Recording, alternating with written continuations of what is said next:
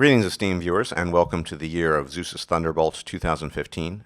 May he watch over you and preserve you in this year. More to the point, I want to address a commentary that Mr. Clary made in one of his videos.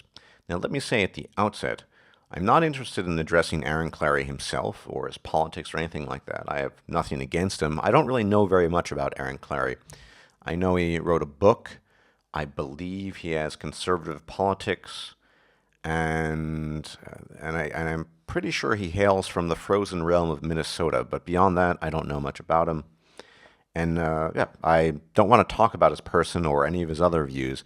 I really want to focus on the commentary he made with respects to MGTOW. It was quite brief, but one can derive much discussion from some of the comments that he made. So this is a response to Clary's commentary rather than to Clary himself, and I'm doing that to be a little more precise than I otherwise would be. I'm responding to his commentary.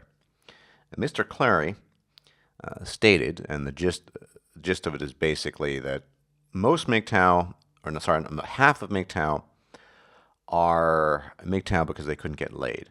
Now, we've heard this sort of language from what we consider oppositional forces. I don't know if Clary is an oppositional force. I have no idea. I'm a feminist and what have you. We can get into some interpretation later. But still, this idea that, a persistent idea, mind you, that I've seen often amongst many people in different circles, that some majority or large number of MGTOW are MGTOW because they just can't get laid. Now, there are a number of things to take into consideration here, in my view.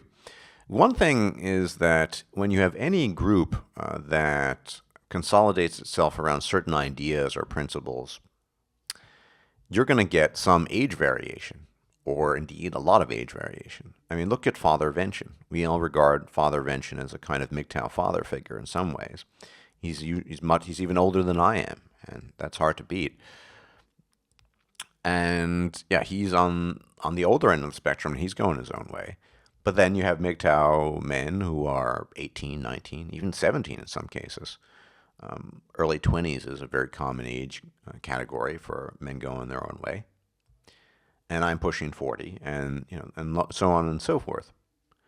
There are age variables to consider. Why is it important to consider age variables? Well, because one thing that you can never gain through youth is experience, right? Age or aging begets experience. It's the wisdom of antiquity, as I like to refer to it. No matter what the physiological and hormonal superiority of youth might be, they just don't have the life experience that older folk have. And of course, that would entail experiences with women. So there is a kind of division. It's not a hostile division, but a division in the sense of a division of differentiation in the MGTOW population. There are older men who are going their own way, who've had some experience, a lot of experience, varying degrees of experience with women, and don't really want to deal with them anymore for a variety of reasons. And of course, there might be, in fact, I've seen commentaries. There are, in fact, men going their own way who are virgins, 23, 24. I've addressed these issues many times and made an entire video about it, in fact. And, okay, they're going their own way. His argument applies primarily, I believe, to the younger folk, the younger men going their own way. That the reason why they're going their way is they can't get laid. Now, there are a number of things to consider here again. When you're younger, the hormonal forces pulling at you are immense. They're much stronger than when you're pushing 40 or indeed even later on. You don't have the same clarity of thought because, well, quite frankly, your libidinous nature is interfering with that. And it's difficult. In fact, I saw a comment. It wasn't made by Mr. Clary himself, but I saw a comment in the comment section of that video where some guy declared, almost by fiat, when you're 23 or 24, you're just supposed to be chasing tail and getting laid. Period. dictum maximum, basically. Just, there you go. Just do it. Go after it. Yeah, a lot of us did that to varying degrees. And retrospectively, a lot of us regret it. A lot of us think it was a waste of time. What I'm trying to get at here is pretty simple. I can look back on my life in the 20s and the teens and think, why did I waste all that time doing that? I wish there had been a Barbarossa who would set me aside, taken me aside when I was 18 or 19, saying, look, here's the deal. There was no YouTube at the time, and the internet was more or less in its infancy. But still, it would have been beneficial. The question I will pose, it's a rhetorical question, of course, is what's wrong with not chasing tail? The problem with the commentary that Aaron Clary made, I find, is that it implies that he also, I should qualify this, he said these men didn't want to, quoting here, get a haircut, hit the gym, and become an engineer. Engineer being, of course, symbolic for a high-earning, status-ridden job. Okay. There are actually plenty of MGTOW who fit those qualifications. I mean, let's look at my friend Barbarossa. I mean, here's a guy who is effectively a sugar daddy. I mean, he ejaculates on multitudes of women all the time, and he is actually a chemical engineer. But he's still going his own way, and he still doesn't feel a need to call virgins or men with a lack of experience men who can't get laid, hence they're going their own way.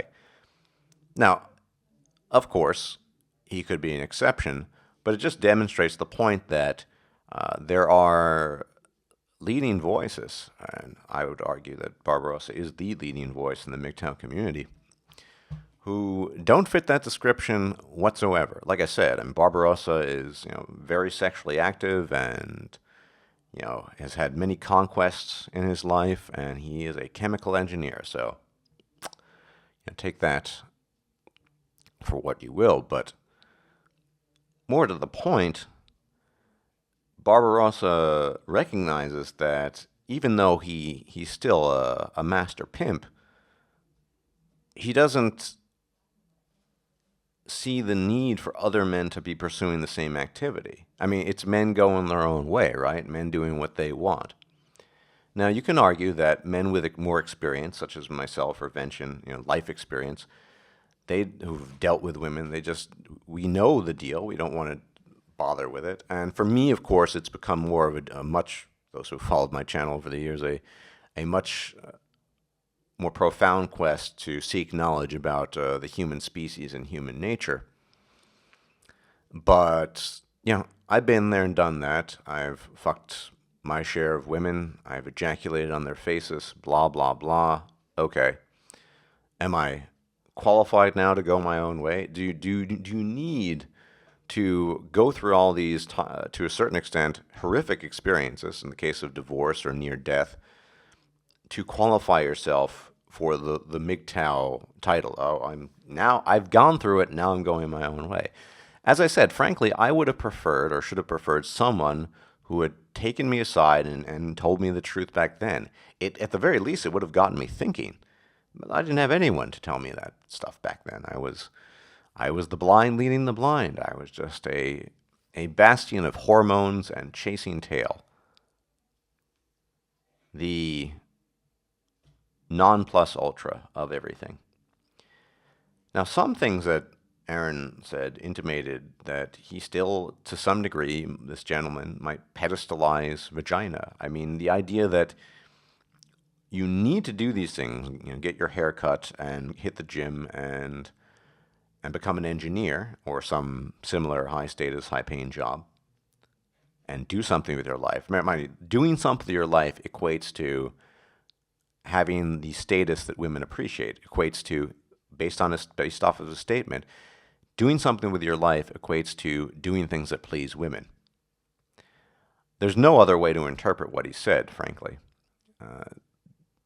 Become this, get money, look quote-unquote good, appeal to women. Now, Yeah, there are every now and then people who make comments such as "women are evil," and I wouldn't endorse that. I don't. I mean, I think it's silly. I mean, I don't think it's bad. It's just stupid. It's silly. I mean, we're not children here. The issues that we face are a lot more complex than good, evil, bad. It's a lot more complicated than that.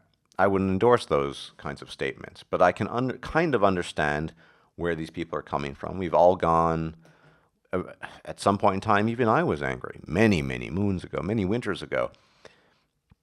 There's an initial stage of anger that tends to subside, and the more cerebral you become over the years, the older you get, the less the anger is there. I mean, I'm about as angry as a tree sloth. Well, do tree sloths get angry? I'm not sure, but still, I'm not very angry at all.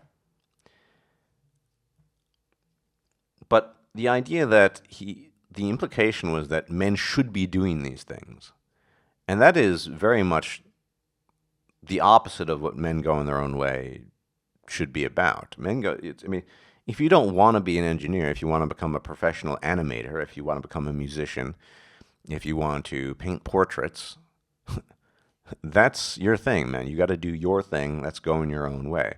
The sexual aspects of it really are secondary. I mean, like I said, you get pimp daddies like Barbarossa who are, banging legions of women, and you get people like me, frankly. I haven't had sex in probably 2.5 years or something, and I don't really miss it either for many reasons I've explained prior. And furthermore, I saw an interesting comment by a gentleman in the comment section. I mean, there are practical things, such as, when you're circumcised, you don't really feel a whole lot. I've never ejaculated with a condom on. I've had most of my sex with a condom. So I was basically engaging in a hollow act that I felt nothing with. So I was having this sex thinking, I'm cool because I'm getting laid, but it feels like nothing. Can this be over soon? I mean, what's the point? Mr. Clary was also suggesting that there might be some other value to associating with women. I'm not talking about individual women. There might be individual women who have something to say. There are individual women I like listening to. Girl Writes What. Kelly Jones, who is a Asian Australian, I believe, of lesbian predilections, who made some interesting videos. Sure, but these tend to be exceptions. You got to take everything case by case basis. But on the whole, in a general sense, why do men associate with women? Any man who says, I do it for the pleasure of their intellectual company, and no, that's bullshit. They do it to get laid. So it seems to me much of this was said from a mentality of still pedestalizing vagina, still placing it on the pedestal. After all, what's wrong with not chasing tail?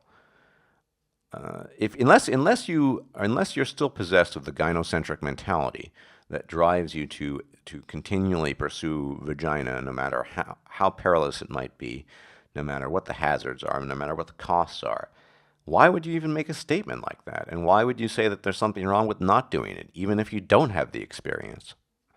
I mean, it boggles the mind. I don't know Aaron Clary, but what he said is suggestive of that sort of mentality, based solely off of what I heard. I wish I could have saved myself all that experience. I could have been in a lot. I mean, I almost certainly would have been in a better place in some ways than I am now had I learned this 15, 20 years ago. But I didn't. And so here I am.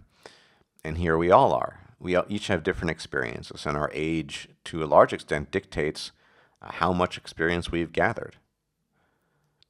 But I was a little bit surprised because that sort of language is reminiscent of the shaming language we hear from people we would consider feminists and what have you. And obviously, Aaron Clary is not a feminist, but do seem to be latent gynocentric tendencies.